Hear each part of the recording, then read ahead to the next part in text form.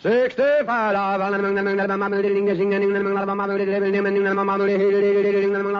Old American. The Jack Benny Program, presented by Lucky Strike. Be happy, go lucky, be happy, go lucky strike, be happy, go lucky strike today.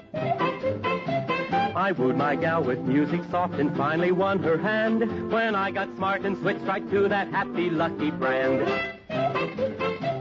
Throughout the South and up north too, most smokers will agree. For perfect mildness and rich taste, smoke LSMFT. Be happy, go lucky strike, be happy, go lucky strike today. Friends, enjoy your cigarette. If you're not happy with your present brand, and a 38-city survey shows that millions of smokers are not, switch to Lucky Strike. With every Lucky you light, you always get complete smoking enjoyment. That happy blending of perfect mildness and rich, true taste that fine tobacco, and only fine tobacco, can give you. And remember, LSMFT, Lucky Strike, means fine tobacco. So for all the deep-down smoking enjoyment you want and deserve in your cigarette, be happy, go lucky. Make your next carton Lucky Strike. Be happy, go lucky, be happy, go lucky strike, be happy, go lucky strike today.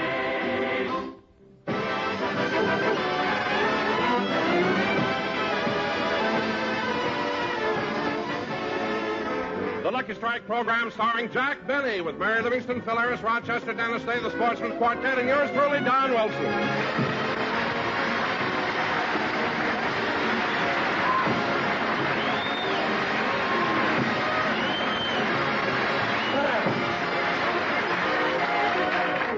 And now, ladies and gentlemen, we'd like to take you back about an hour before the broadcast.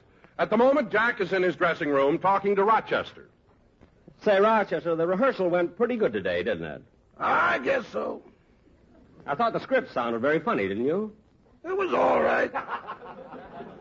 Rochester, what's the matter? You've been acting kind of blue all day. What's wrong? Well, I'll have to tell you sometime, so I might as well do it now. I'm going to leave you. Leave me? Why? Well, boss, let's put it this way. You know that Bank of America down on the corner by your house? Yes. Well, I've been passing it for 15 years, and just once I'd like to turn in.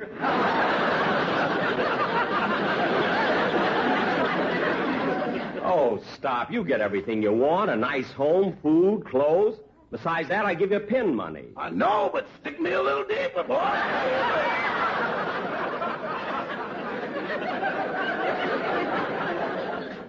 Rochester, I'm hurt to think that money could come between us after all this time. Why, you've been with me for 14 years. 15 years, boss. No, 14. 15. I came to work for you the first year you were 39.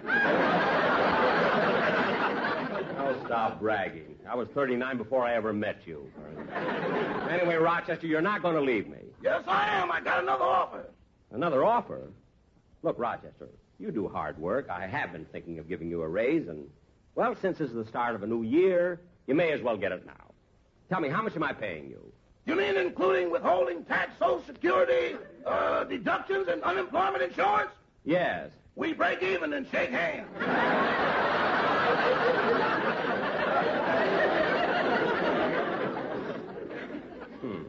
Well, that's all going to be changed. Starting today, I'm giving you a $10 a week raise. What have you got to say to that? Oh, that's wonderful, boss. Wonderful. Excuse me a minute.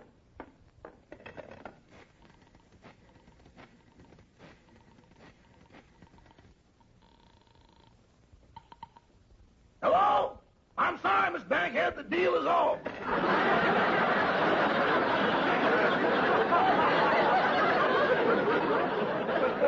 Now, Rochester, I know you're kidding. So stop making up a lot of things.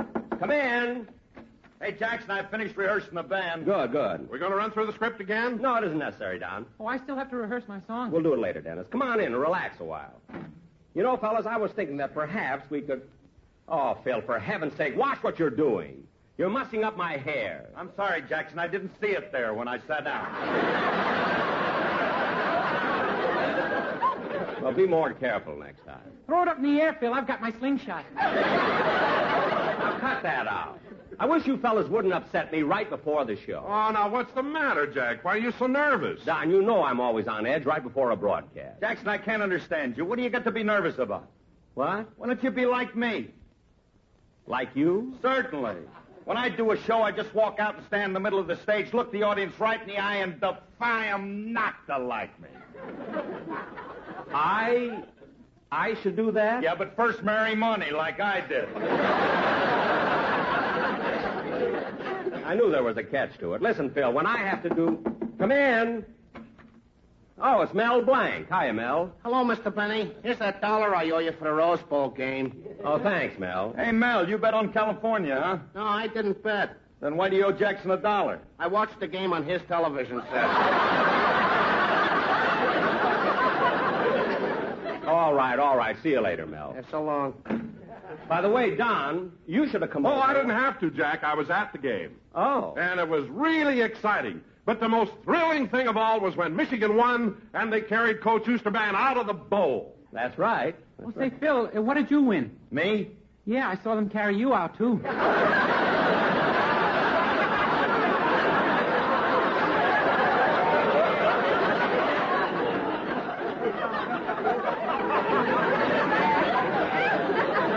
What? I was the only one who cheered. Look, Dennis. Boy, was I proud. Phil's my friend.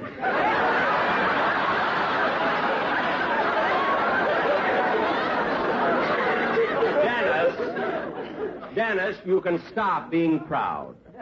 Out of the 98,939 people at the Rose Bowl, your friend was the only one who didn't know Michigan won till January the 4th. That's your friend over there. Now, Don, would you do me a favor? Oh, hold it now. There's the phone. Hello? Oh, hello. How are you? Look, I'm just trying to be polite. Dennis, it's your mother. Thank you. Hello? Oh, yes, Mother. Well, Mother, you told me to take off the ornaments and then burn the Christmas tree, so I burned it. Well, you didn't say anything about taking it out of the house. What? All right, Mother. I'm sorry. Goodbye. Dennis, what happened? Same as last year, our house burned down. Oh, well, fortunately, your mother's a carpenter. Now, Don... I didn't expect that laugh. Now, Don... Would you go out on the stage? Don, would you go out on the stage and see that everything is ready for the broadcast? Okay, Jack. Well, I'll go with you, Don. Now, Dennis, while I'm taking care of the script, you see that the boys in the band have the music I for beg you. your pardon, but could you tell me where Studio A is? Well, yes, it's right around the... wait a minute. Aren't you Deborah Kerr? Yes, I am.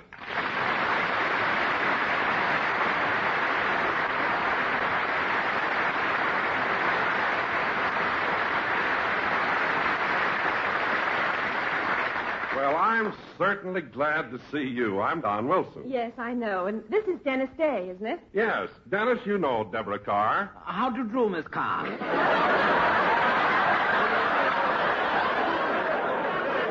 Hello, Dennis. Deborah, Jack's in his dressing room. I'll call him. Oh, Jack! Jack! What is it, Don? Look who's here. Well, if it isn't Deborah Kerr. Hello, Deborah. Hello, Jack. Jack, her name is pronounced Carr. Isn't it, Deborah? Yes, but that's all right. A lot of people make that mistake. What do you mean mistake? It's spelled Kerr, isn't it? Yes, but in England it's pronounced car. Oh. Just like here in America you say Derby, and over there we say Derby. Oh, yes. Well, that reminds me. Yesterday I was in the Brown Derby, and I ran into Clerk Gable.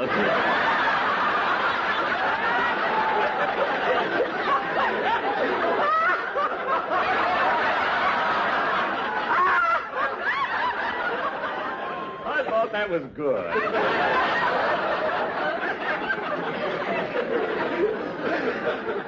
You know, he was having borscht. It's borscht over there, too. Oh. Well, if you'll excuse me, Miss Carr, but we have a few last-minute things to do before we start the broadcast. Yes. Go ahead, Don. Tell me, Deborah, what are you doing here at CBS? I came down to see a television show. Some friends of mine are on it. Oh, really?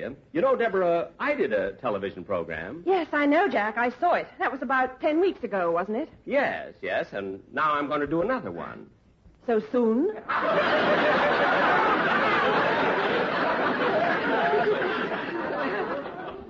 Soon? I mean, with your radio shows and all, how do you find time? Well, it is difficult. But you know, Deborah, it's such a coincidence running into you today when only last night I saw your latest picture, King Solomon's Mine. Oh, did you like it? Yes, I saw it at a drive-in, and I thought it was just great. But I missed the very end of it. You did? Yeah, you see, the fog came up suddenly, and I couldn't see the last 50 seconds of the picture. Oh, well, if you wish, I'll tell you how it ended. No, it wouldn't be fair. I got my money back.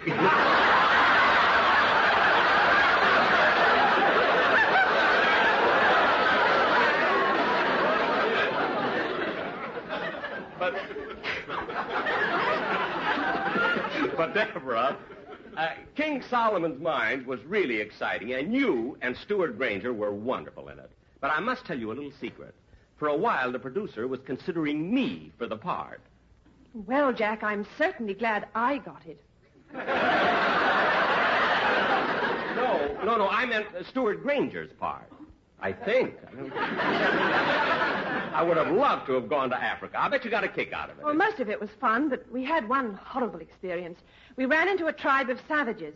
They were so fierce-looking, so wild-eyed, and so completely uncivilized. Oh, I never want to see a sight like that again. Then you better close your eyes. Here comes Phil Harris's musicians. Look out! What a gang. Yes, the one with the clarinet looks like an anteater.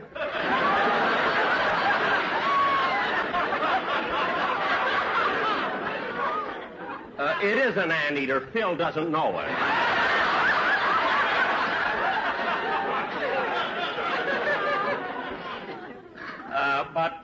Now, Deborah, getting back to King Solomon's Mines, and believe me, I don't want to sound like a ham or that I'm envious of Stuart Granger, because I'm not.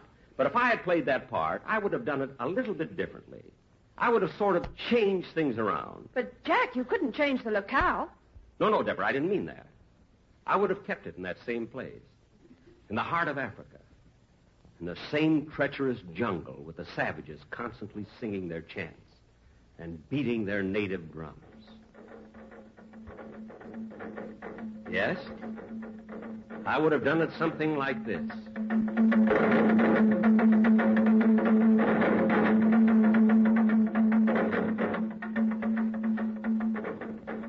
My name is Alan Quatermain. My business is leading safaris through the animal-infested jungles of dark Africa. For 12 years, I had lived among the savages in the Belgian Congo. I lived in a little village called Nairobi Sekarnyanjo, Kenza Boziga, Uganda Watusi Tanganyika. My friend stopped writing to me because my address was driving him nuts. They couldn't remember my zone number.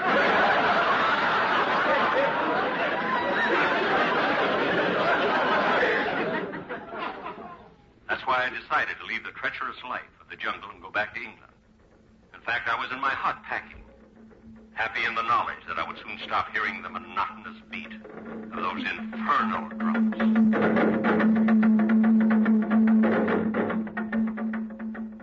Let me see now. I think I've got everything packed. I can hardly believe it. In 3 short weeks, I'll be back home. Gosh, I haven't seen a civilized woman in over... Ooga bogey.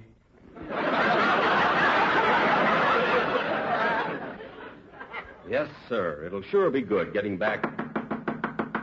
Ooga bogey. Doggone it, Ooga bogey means come in. Those natives don't even understand their own language. I said Ooga...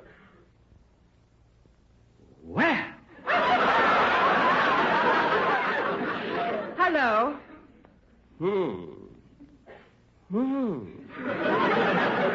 Well, don't stand there staring at me. Aren't you going to ask me to ooga bogey?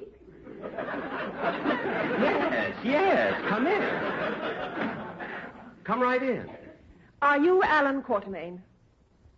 Her voice was so beautiful. Even the name Alan sounded good to me.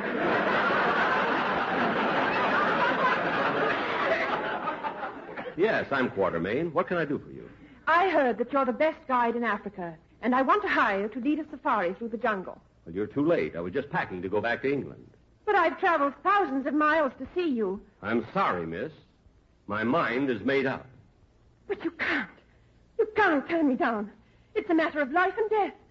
Please, please, you've got to listen to me. I've come all this way to see you because you're the only one who can help me. So don't turn me down. Please. I beg you. I implore you. Please, please say you will do it. I need you. I need you. I need you. As she lay there, crumpled at my feet.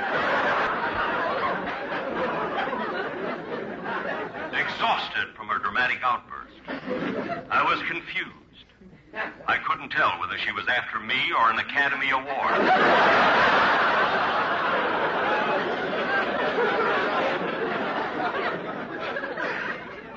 I'm sorry, miss, but I've had enough of the jungle, and I'm going back to England. Oh, but Mr. Quartermain, I'm trying to find my lost uncle. He came to the jungle to write a book. His name is Sylvania Cartwright. Sylvania? That was his pen name.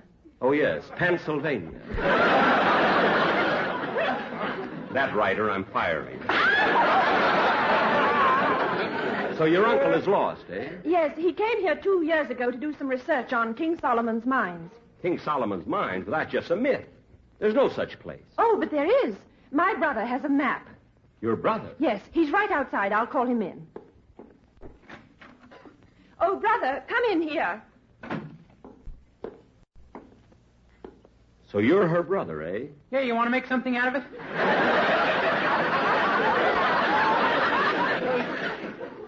It was then I decided to go on this dangerous trek through the death-infested jungle. If only to lose him. All right, I'll go with you. But before we leave, you'll have to sign this register. Certainly. That's a pretty name. Deborah Kerr. That's Carr. Carr? Yeah, you want to make something out of it? Not wanting to cheat a hungry leopard out of an hors d'oeuvre, I didn't lay a hand on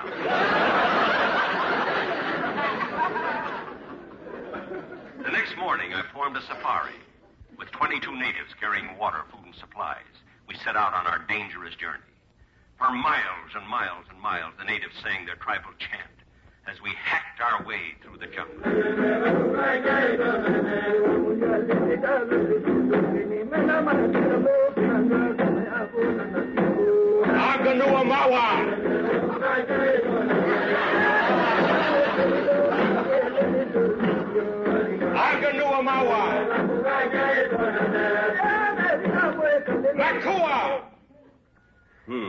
What's the matter? Stay close together. This is very dangerous territory.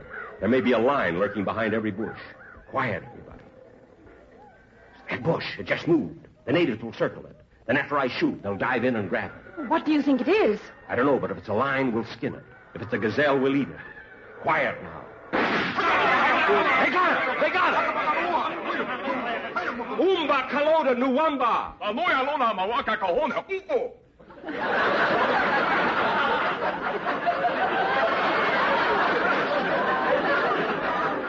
Oh.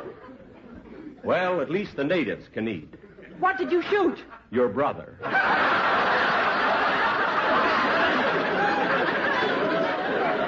See that hole in his head?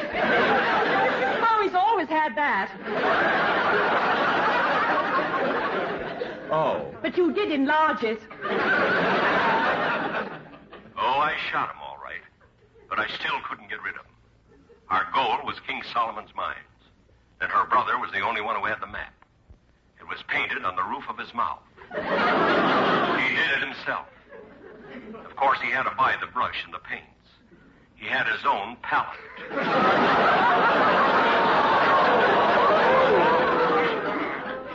When I heard myself saying a thing like that, I knew the sun was hotter than I thought. But we had to trek on if we ever expected to reach our first stopping place, the village of Kalawana. As our safari pushed through the jungle, our natives sang their tribal chant.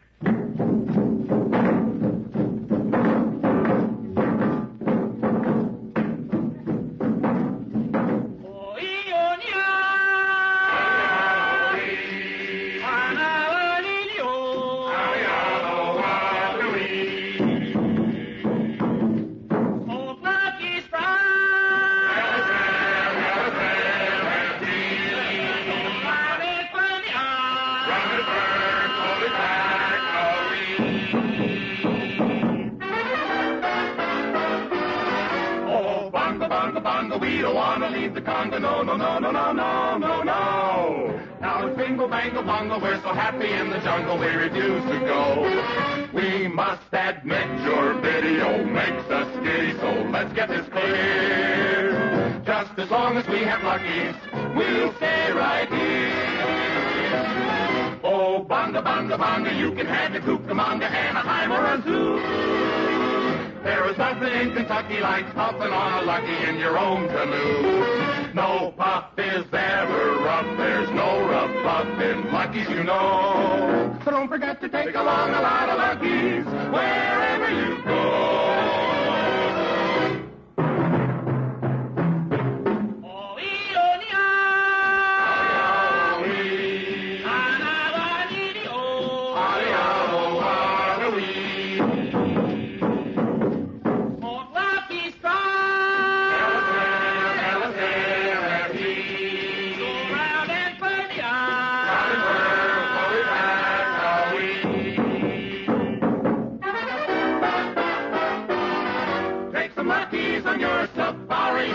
Take a lot or you'll sure be sorry. Arganuamawa means Lucky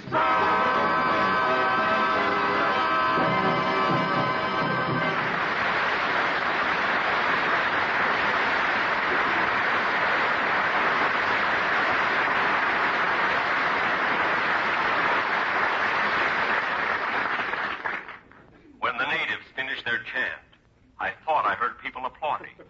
Then I realized it was just two Ubangis having an argument. For the next 2 weeks, we trudged onwards to Kalawana.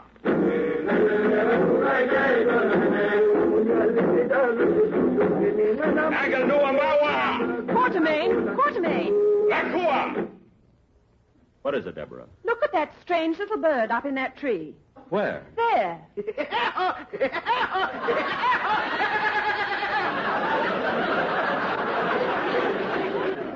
What's strange about that? It's the first time I ever saw a woodpecker with a mustache. You'll see many strange things deep in the jungle. Look out for that lion. Oh, Quartermain, I'm frightened. How much further is it to Kalawana? About 15 miles. Gee, that isn't so bad. Why, no, it's... What? Did you hear that, Deborah?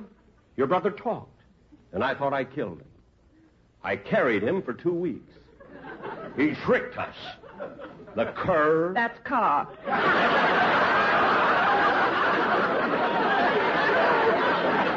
Oh, yes. Come here, brother. Open your mouth so I can look at the map. Come on, open your mouth. Wider. Wider. Not you. I'm sorry.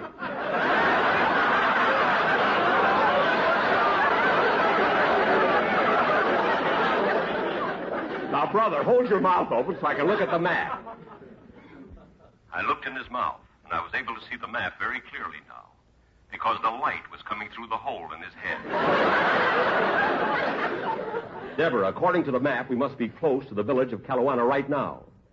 Aganuamawa! Aganuamawa! Quartermain, wait. Lakua! What's wrong, Deborah? I can't go on. I'm so thirsty. I must have something to drink. Well, I was saving this for myself, but here, you can have it. What is it? Snake milk. Snake milk?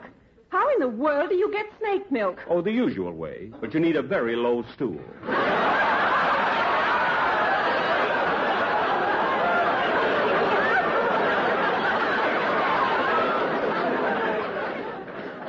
Don't throw away the bottle. I get 2 cents back. Let's go. Aganuamawa! Aganuamawa! Lakua! What's the matter, Quartermain? We must be near the village. Look, there's a horse. And there's a pig. And there's a rabbit. What's up, Doc?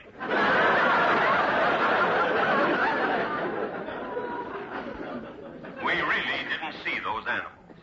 But if you think I'm going to pay Mel Blanc just to do a lousy woodpecker, you're crazy.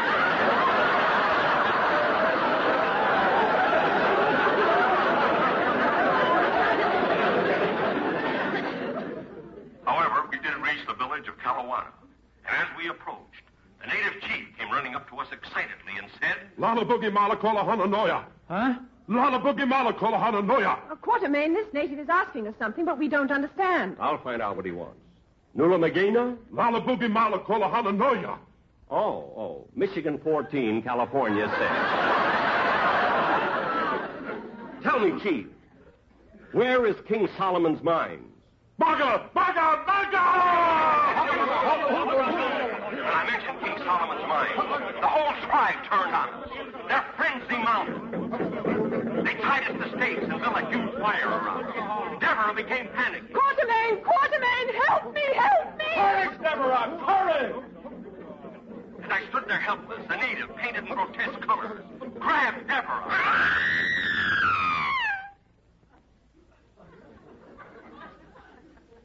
Ladies and gentlemen, this exciting epic of the jungle will be continued next week. Will Jack and Deborah escape from the cannibals? Will they find King Solomon's mines? Will Mel Blanc get paid? Tune in next Sunday for the closing episode of King Solomon's Mines. With our special guest star, Deborah Kerr. That's Carr. Oh, yes.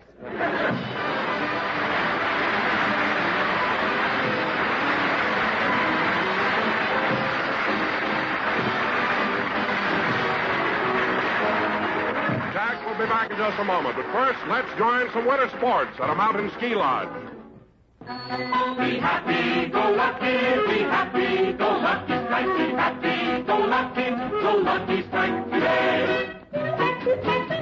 I run a winter sporting lodge for skating and for skiing, but the favorite sport of everyone is LSMFTing. Good skiing snow reminds me of the cigarettes I like.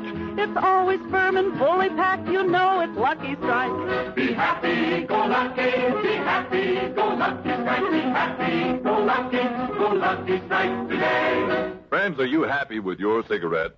Here's why I ask. A recent 38-city survey shows that millions of smokers are not happy with the brand they're smoking. Now, if this is true of you and you want complete smoking enjoyment, switch to Lucky Strike. You see, fine tobacco and only fine tobacco always gives you that happy blending of perfect mildness and rich, true taste. Everything you want in a cigarette. And everybody knows LSMFT, Lucky Strike, means fine tobacco. So, friends, really enjoy your cigarette. Be happy. Go lucky. Make your next carton Lucky Strike. Be happy, go lucky, be happy, go lucky strike, be happy, go lucky strike today. Ladies and gentlemen, next week we continue with the second episode of King Solomon's Mines, starring Deborah Kerr, through the courtesy of Metro-Goldwyn-Mayer. Deborah, thanks so much for being on our show, and we want you to be here next week at the same time. Well, do I get paid again next week? No, you see, if you hadn't argued so much about the pronunciation of your name, we could have finished it tonight. Good night, folks.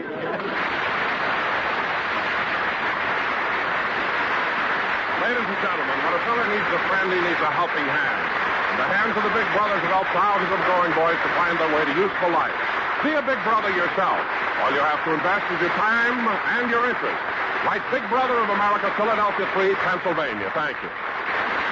Be sure to hear Dennis Day and a Day in the Life of Dennis Day. Stay tuned for the Amos and Andy Show, which follows immediately. This is CBS, the Columbia Broadcasting System.